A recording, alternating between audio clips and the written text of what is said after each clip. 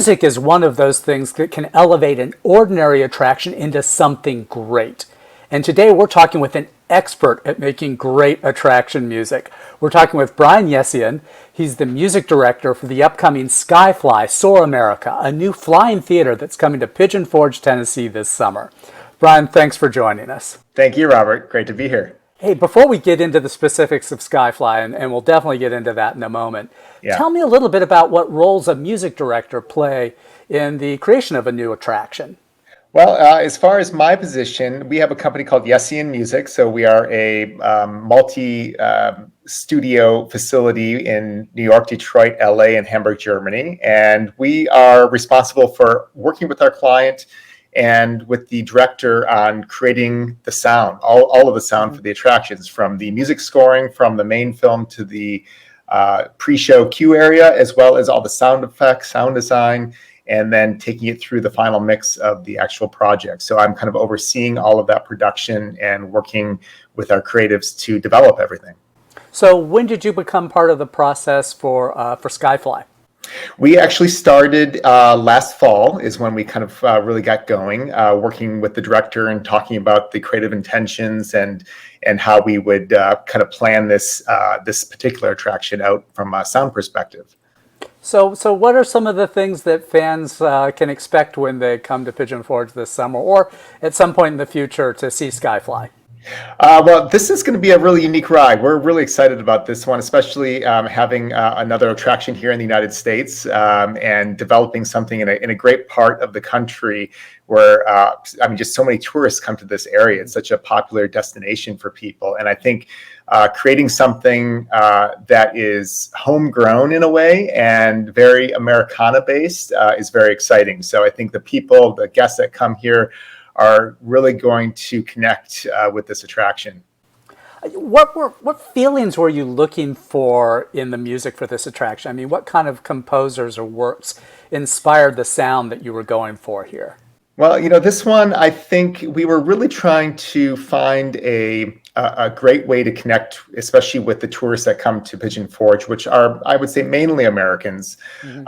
And it's a driving destination for so many people too. And so we took a lot of cues from Americana music and even the likes of national music like John Philip Sousa.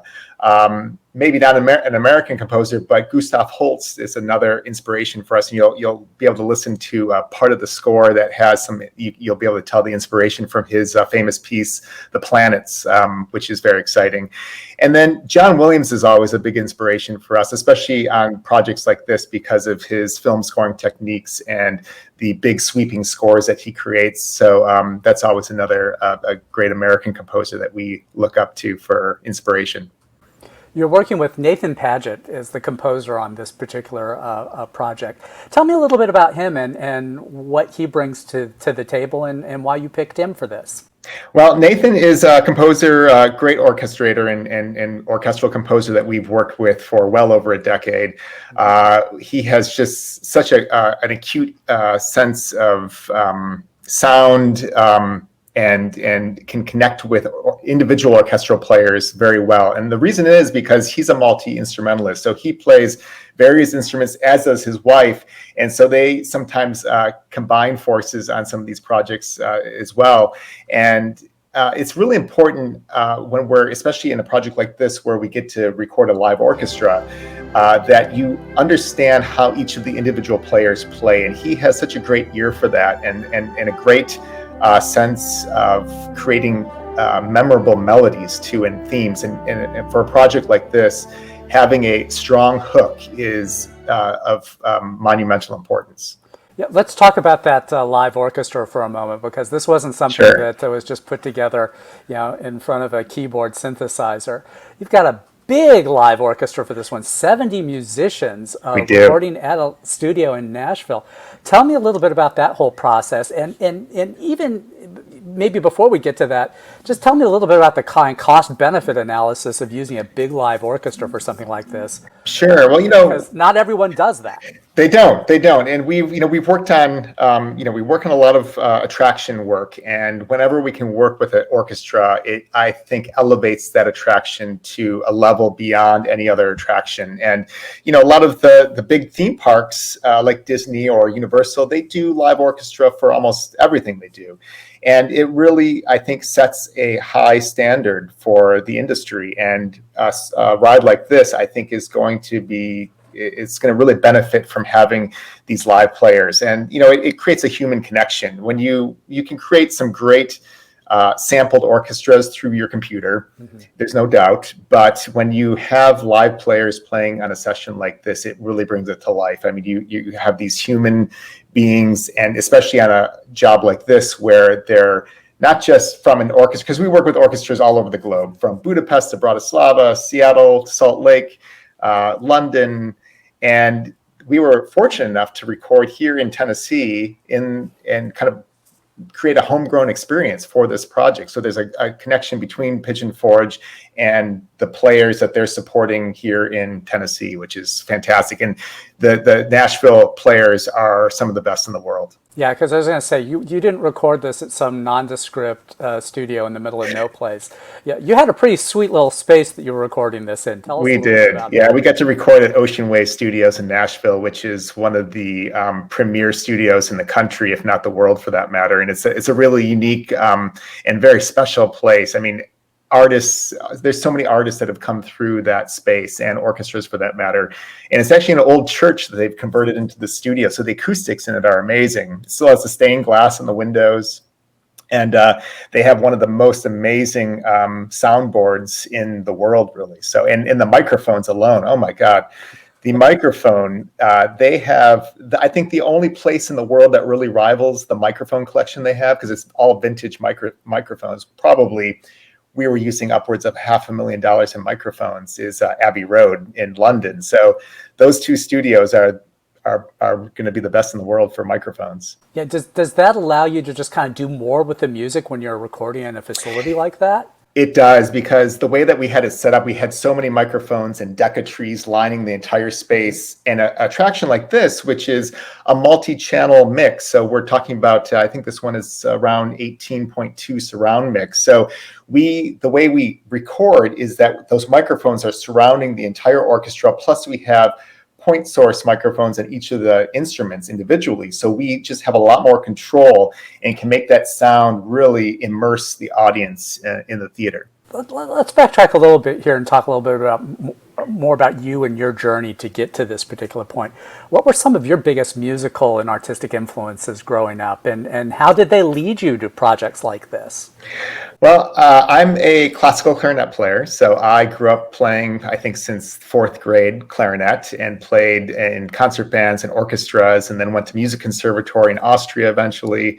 And so I come from a pretty deep orchestral background. And so anytime I can get in the studio working with orchestras or creating orchestra music with our teams is one of my favorite parts. And luckily in the theme park world, we do a lot of big kind of orchestral scores for the films. And then, even going back to, I think, my first trip to Disney World, I was maybe 8-9 years old. And that's probably when I got hooked on the whole theme park side of things, because that first trip, I remember the only things I brought back from that trip was a Pluto plushie doll, which I always love Pluto. But also when we had gone to Epcot, I was just really inspired and intrigued by this cultural going to different countries. So I brought this flag set back of all the flags from Epcot. Mm-hmm. And I've had kept that in my room all the way through college, I think. And that always inspired me to travel and interact with different cultures. And luckily in this line of work, working in theme parks, we've got to work in every corner of the globe, for that matter, from Indonesia to the Middle East to China, Korea, Europe. So it's really been a great connection, being able to do what I love, music, and combine that with what my other love, theme parks. Yeah, let's give the viewers here a little bit of context, and tell us a little bit about a few of the projects that you've worked on around the world. Sure. We've had some great opportunities. We've done a lot of work together with the Dynamic Attractions teams for Wings Over Washington, flying over Indonesia and Bali, flying Hubei in the air, which was attraction in China. And but then we've done things for Ferrari World in Abu Dhabi and Universal Studios in Singapore. So we've made the rounds quite a bit, which has been great. What are some of the things that you've learned from those past projects that you applied to this new project with Skyfly? We're always learning something new from every project we work on. I have to say, which is amazing. This Skyfly is our 14th fly attraction, which is very exciting for us. We've got to work on a lot of really fun ones out there. And I'd say we're learning every time. We always learn new techniques, how to create a different environment in the mix and how we can really immerse the audience. And then picking up on what the audience picks up on. So after we finish an attraction, we always like to go back and see how people are reacting to it and what they respond to emotionally, and what we could then think about improving upon for the next one that we do, or how can we make the next one even better. Yeah, because one of the things that I find fascinating about this whole process is, in traditional film scoring, you're trying to match the action that's on the screen, you're trying to amplify, draw something out, contrast, you're playing with that dimension of the visual. Here you've got another dimension to play with. It's not just what's on the screen, it's what's happening on your seat too, because right. These are rides. How do you work that extra dimension into the sound design of this entire experience? That's a great point. And we have to take our cues from what's happening visually, of course, in the film. And then since we've worked on so many of these fly rides over the past decades now, we've really learned how the programmers work with the actual ride vehicle themselves in relation to what the content is on screen. And so we have to pay attention. We like to have early discussions about that as well, so we can get an understanding of how the ride vehicle movement is going to happen, whether it's banking to the right or the left or forward or back, because some of the rides now are very adventurous, and the ride vehicles that can be a bit more aggressive than they were in the past for like a typical soaring over a landscape type film. Right. And then you have the effects that are happening on these rides. So there's special effects like water or scent. And so we have to also respond to that. So when we're looking at the visual, we have to think about, okay, what if there's going to be water spraying as we're going through a waterfall, or if there's going to be a scent, how can we emotionally connect with that special effect in a musical way or from a sound design perspective?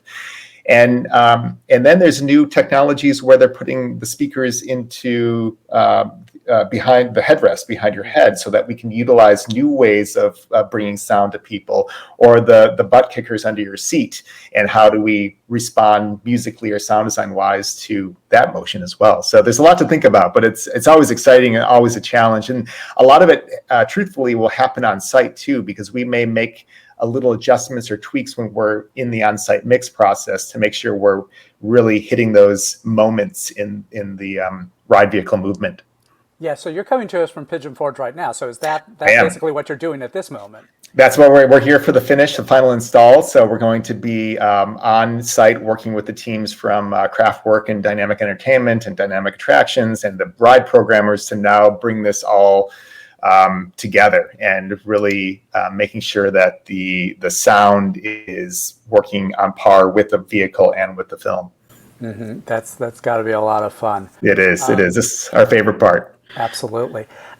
One of the things also I was kind of interested in is, we're talking about composing for this ride medium, but also, there can be a difference between something like this, which is, this is basically a travelogue, and something that's more of a narrative IP-based attraction. What are some of the considerations that you have, both as a musical director and then also communicating with the composer, how you're going to be dealing with the context of what you're presenting on the screen?